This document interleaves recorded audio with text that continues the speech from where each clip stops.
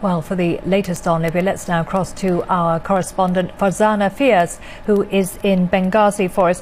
Have there been any new developments overnight, and what's the reaction of Libyans to US Senator John McCain's visit to Benghazi? Well, yes, there have been several significant developments overnight. You mentioned the visit of US Congressman Senator John McCain, who's arrived now in Benghazi. He arrived this morning to a rapturous welcome, it has to be said, by the civilians and the rebels here, both welcoming him and chanting. John McCain spent some time looking at the photographs of those who have allegedly been captured by the Gaddafi regime, or those who've gone missing over the last several decades. Just some background on John McCain's stance on the situation in Libya. He's been, as you mentioned, one of the strongest advocates for US military intervention, and also pressed for action within this country weeks before the United Nations Security Council passed that resolution 1973. Further, he criticised the US for handing over the lead of the military intervention handing over those operations to NATO, saying, and I quote, "For the US to withdraw our unique offensive capabilities at this time would send the wrong signal."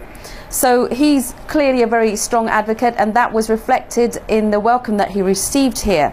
He's also been pushing for arming the rebels, but that so far has not happened.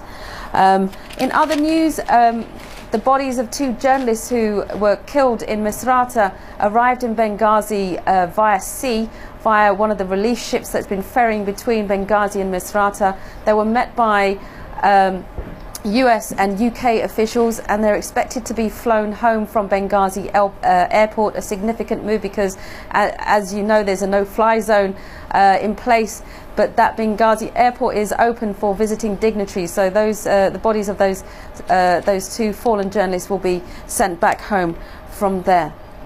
And Farzana, the US is to use armed Predator drones in Libya, as we've been reporting today. How will that affect the outlook for the rebels, do you think?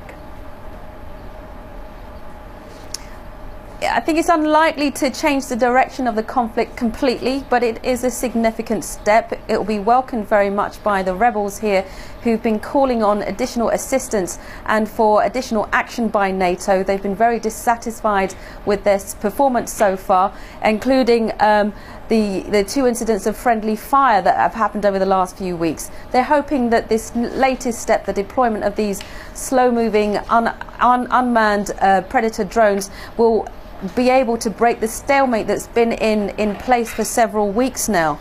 But the issue with the drones is, or rather the necessity for the drones is because they are used more for urban warfare. There's been complaints that, as I mentioned, there's been some friendly fire incidents, and NATO have complained that they've not been able to distinguish between the two opposing parties because the Gaddafi regime's forces have been imitating the same vehicles, wearing the same dress and so on, so it's been very difficult for them to use. There will, however, be some criticism in the future. As we know, those similar drone aircraft have been used in Afghanistan and in Pakistan, and there's been some severe criticism from the governments there because of the civilian deaths that they've resulted in addition.